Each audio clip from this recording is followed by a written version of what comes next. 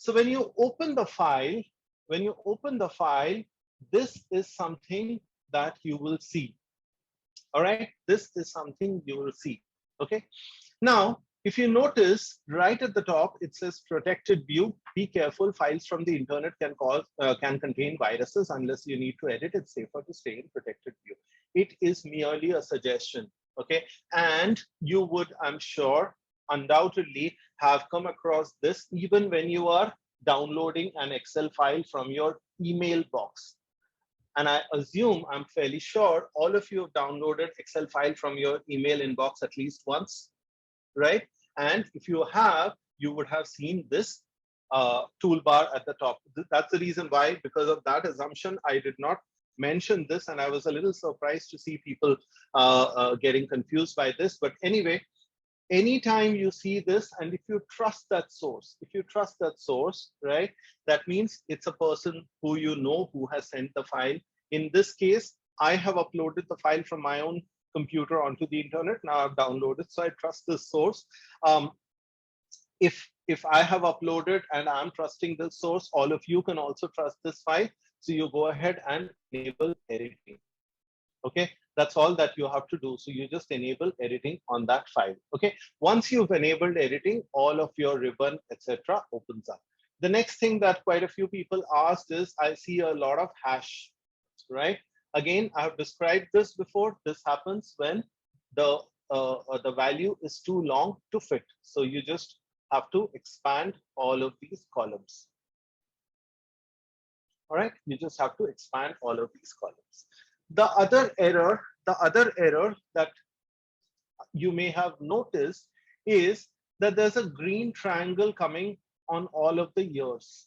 Every year has a green triangle coming. Okay, now if you bring the selected cell onto that, you will see the type of this cell is a text. Okay, so what Excel is telling you with the green triangle is that here is a number that is actually stored as a text. Okay, so again, that is completely possible.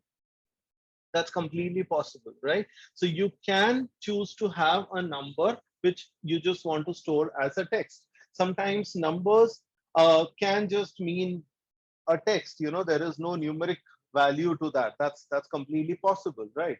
So in this case, which is the reason why it's not highlighted in a more eye-catching fashion, there's just a very subtle small green triangle. Excel is just trying to quietly alert you to the fact that you may possibly want to take a look at this.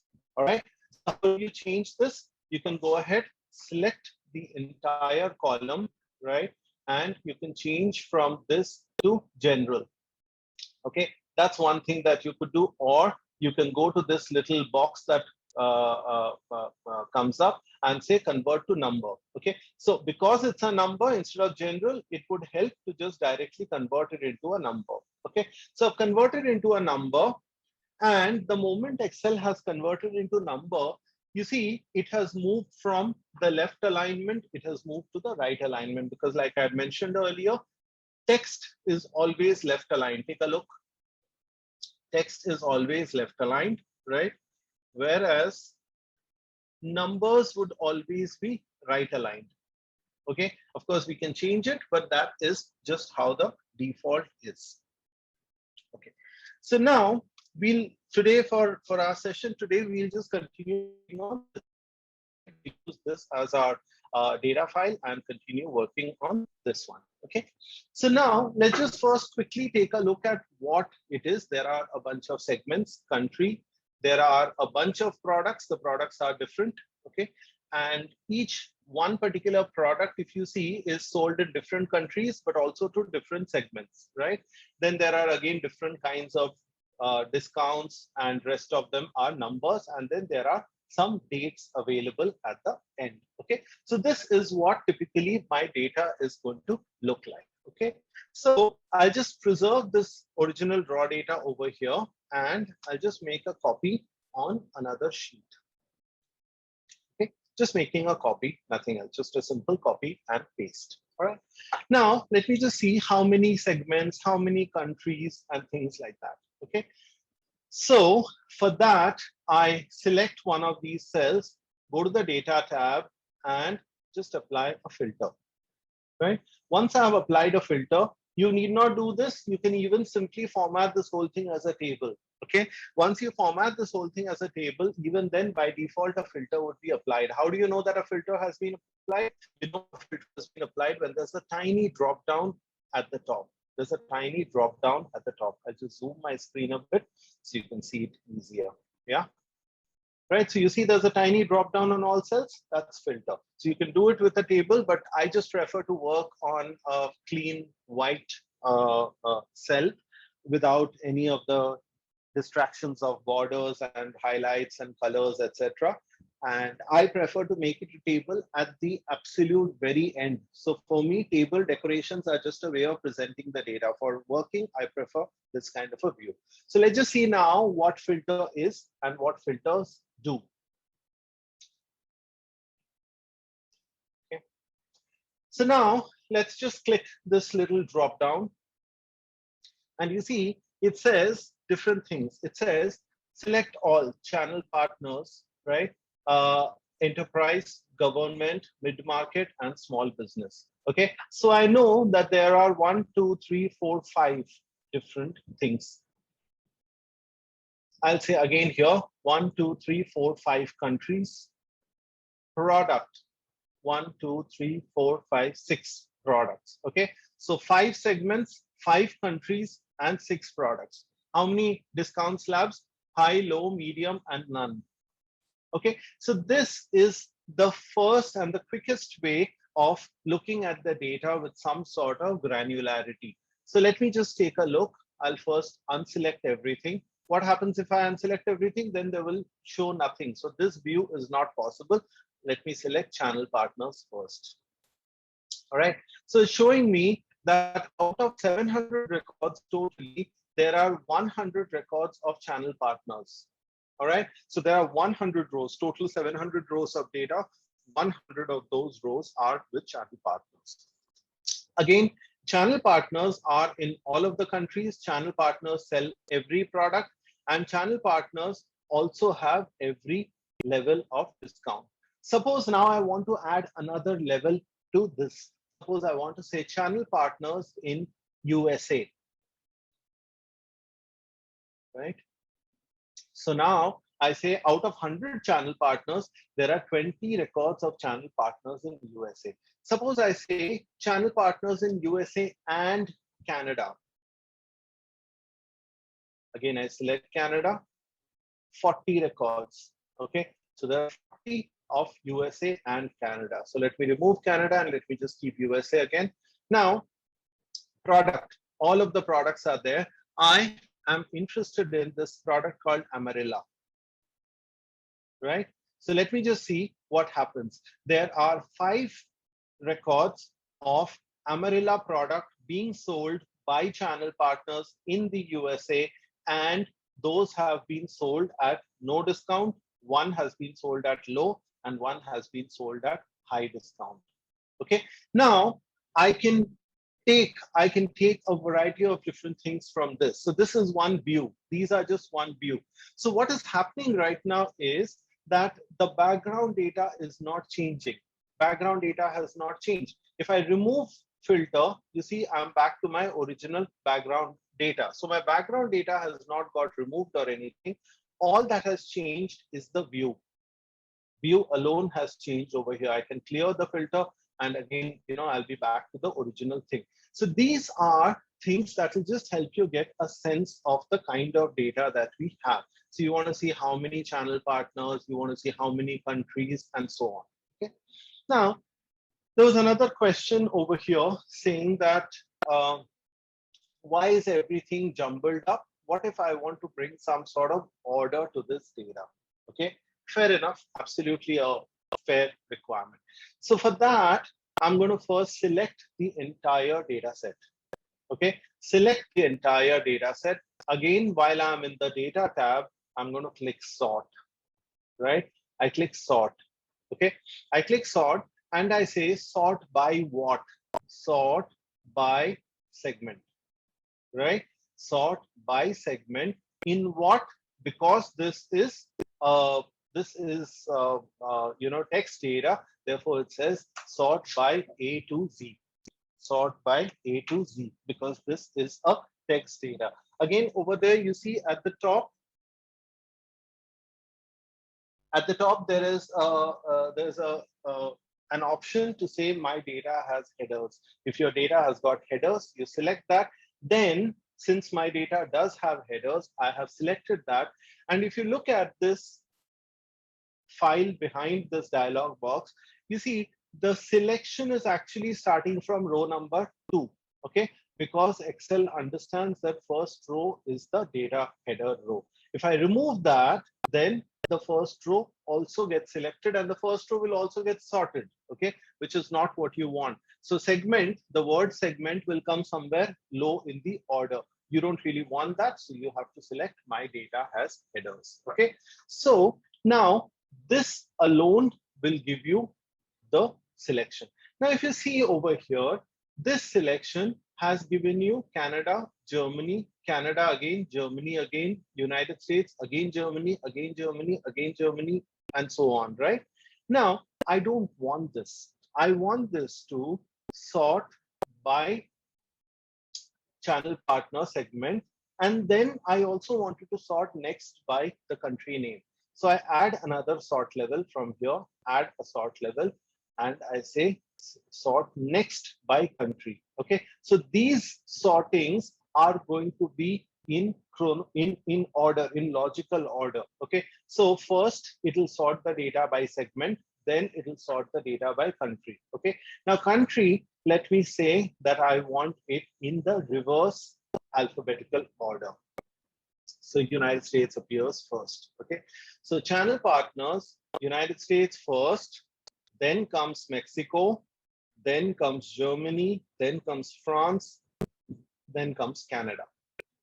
Okay, that ends the channel partners. After that, enterprise. Okay, so first it is C and then E, and on the country list it is in the reverse order. So these kind of views will help you to understand or what the data really is about. Okay, now there are more things that you can do with this data. So we'll come to roll up of data, but let's first look at what kind of arithmetic things might make sense over here. Okay, one of the things that might make sense is,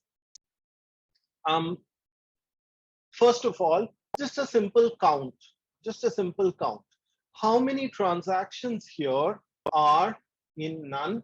How many transactions are in low discount? How many in medium discount? How many in high discount, right? So what are the various ways I can do this? So I can say just how many transactions are in no discount. Okay, so I say COUNTIF, right? What am I going to count? I can actually just count this one. I can just simply count this particular thing. Okay, 700, comma, I know the word is none. Okay, and the bracket, and it will show me how many have no discount at all. So I know 53 transactions have absolutely no discount. Similarly, I can do for how many have high discount, how many have this, how many have that, and all sorts of things. Let me also see, are there other ways of doing this? So I have again reapplied the filter, go to discount, deselect everything, select only none, and it says 53 out of 700 records. Okay, so this is one way to see. It's an ephemeral way to see, right? Like, so here you can't really save this view, 53 of 700. It's just something it's showing.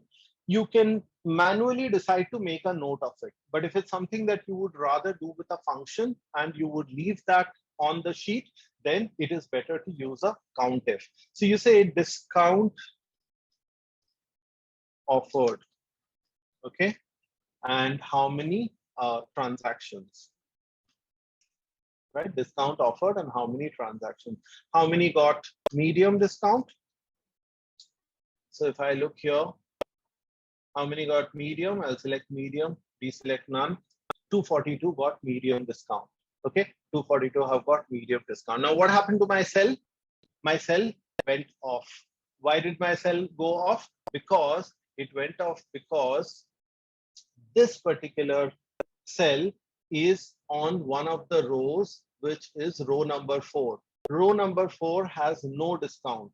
Okay, so therefore, when I had none on the discount filter, that was available. But when I had medium, this entire row disappeared from view. This entire row has disappeared from view. So you'll have to be very careful when you're trying to use filters to do something. It's always a good idea to have these things, any observations about the filter, copied on a different sheet. Otherwise, you will always have this problem. Otherwise, you can simply use as the formula that we used, right? You can always use the formula. So again, I had mentioned this. If I want to drag the formula, I first have to make this range absolute, okay, and leave it. And over there now, I'll say medium. Okay, actually low, then medium, and then high. Okay, so I select all of them. They are all showing none right now, but I'll manually make them low. Okay, and then I'll make them medium, and then I'll make them high. Okay, so now this gives you something. Now let me add one more dimension to it. Okay, how many total transactions over here? 700 total transactions. How do I again get it formulaically? I'll say equal to count of anything, equal to count of any one of these, any of these, right? I can simply say equal to count of this. Gives me 700. I can even say equal to rows. Okay, that's also possible. I can say equal to rows, and I have to select from here. Let's say equal to rows, 700 rows, right? Each row is one record. Therefore, rows will also give me the number of things that we, the number of records that we have. Okay? So now I can simply say discount transaction percentage, percentage of discount transactions, right? Now, businesses always want to have few transactions on a discount, as few as possible, right? So I say equal to S4 divided by this particular cell, S9.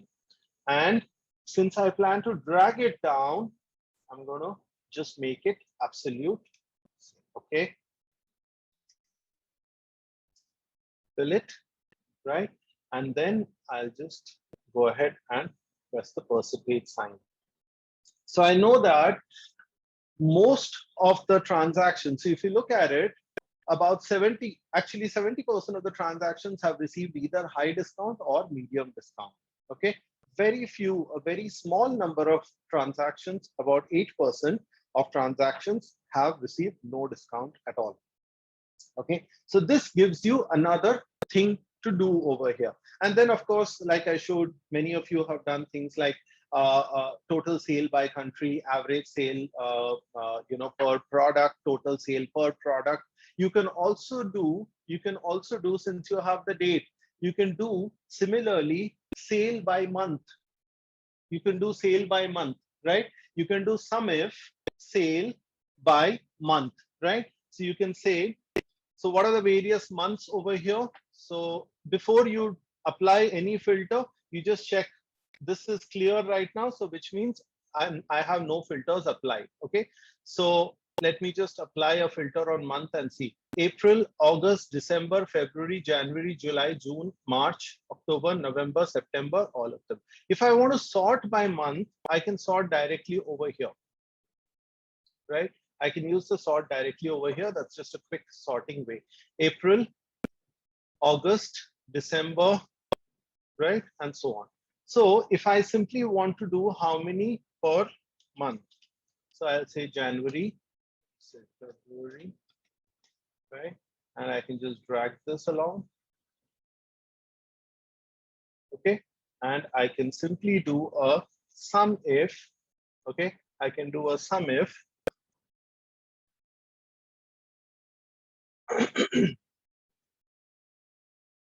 right?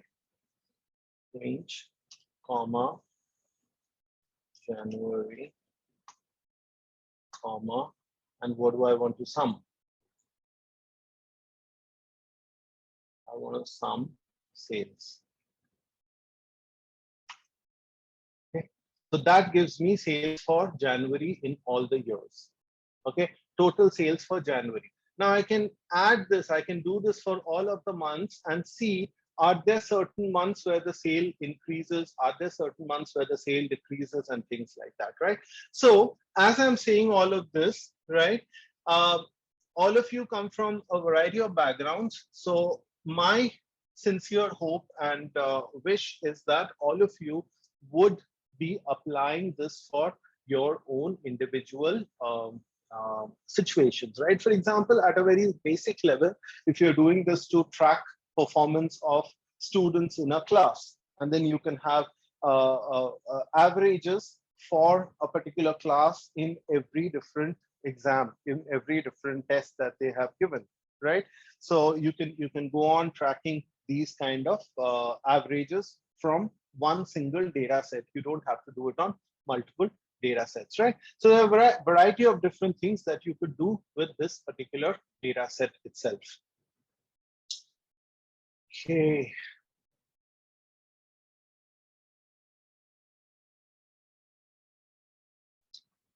Okay, so just some questions. Okay, I'll just take some questions. I'm just checking from where I had seen last. Please open the link now here and do a little calculation. That's what we are doing. Yuchit is asking, the Excel sheet which you sent in Google form had figures with currency sign, putting formula in which affects the overall decimal in total sum. If we put add formula, I don't think it does. I'm showing you right now the same file with the currency symbol. How to calculate the sales of a particular month? I just showed you that, Nandini. I'm not able to drag file here. How to drag with the help of a mouse? Sorry, I don't understand. Here means what? So drag to what? Vishal says, please teach all formulas. Vishal, as many as possible. Excel has about 600 odd formulas, right? So surely we can't do all, and nor are all the formulas needed. But I'll give you a look into every formula that you will probably be using in the next couple of years, so to say. Okay, and then there's always scope for learning more. Okay, how do you arrange data product wise? Sorting. So you can sort, you can go into this data and sort button, and you can sort by any view that you wish to have, right? Or like I mentioned, you can also just clear the filter and sort directly with the filter itself. So you have filters, go to the product and say sort by product, right? So that's also possible. Just a quick and dirty way. Again, the arrows will tell you sort A to Z or sort Z to A. Both of them are possible, both kinds of sortings. There's a question from Aditya asking, when we do filtering, the row numbers get distorted, how to overcome? Aditya, the row numbers don't get distorted. What really happens is sort and rather not sorting, filtering will show you only the rows that are valid for that view. Okay, so the rest of the rows will get hidden, right? So that's all that happens. So there's no need to, it's not a problem to be overcome, but that's just a good way to also tell you that not every field is in view, right? So it's a helpful thing. It's not a row numbering problem. Okay, so there's a question from Sanya asking, when we do the sorting, will all the values change simultaneously with it? That's a very good question. And in order to make sure that that happens, you have to select the entire data set. If you select only one column, then only that column will get sorted. Others will not get sorted, and therefore you will end up with wrong data. So anytime you are sorting, and this is very important, anytime you are sorting, by using the sort button. If you're using the filter, then no problem. Automatically Excel will take care of all of the cells. But if you are using the sort button, then you have to remember to select all of the data points. Okay. Um, Couple of you want me to repeat the percentage. I'll come to that. I'll just repeat the percentage. Yes, Dr. Manjusha, Pratibha, I'll just repeat percentage. Okay, I'll repeat percentage. Right. How to use SUMIF? Dr. Deepika is asking how to use SUMIF by selecting data from another sheet. That's possible. Where you come to this, right? So you say SUMIF, this one, instead of having this cell over here, right? So I'll just show you. So we go to another sheet and then you say SUMIF, right? Now, when it comes to the range, you just go to the other sheet and then start selecting the range from there. So it'll say sheet 2, the range. That's all. That is all that is there to selecting.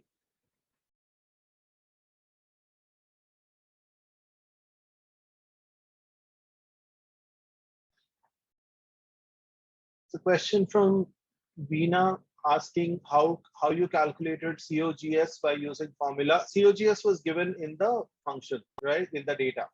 So COGS stands for cost of goods sold. So that's something which is already given in the data. Jalson is asking, how do we remove selecting a column? I suppose you mean that how do we unselect a column? So if you've selected a column, right, you just click anywhere else, it will get unselected. So again, if you've selected with mouse, again, just click anywhere else on the data and it will get unselected or deselected. Anu is asking, can we split combined name into name and surname columns? Yes, we can. We'll take a look at that. We'll do that. Okay. For sorting, is it necessary to select full sheet? Yes, sorting with sort button. But if you are sorting with filter, then that's not needed. Okay. Sahil is asking, explain again how to remove triangle. Sahil, just select the whole thing and change it into number column. It's a number written as a text. So you just change it back to the number that it is. That's all. Okay. So very quickly, we'll just talk about how we got this percentages. Right.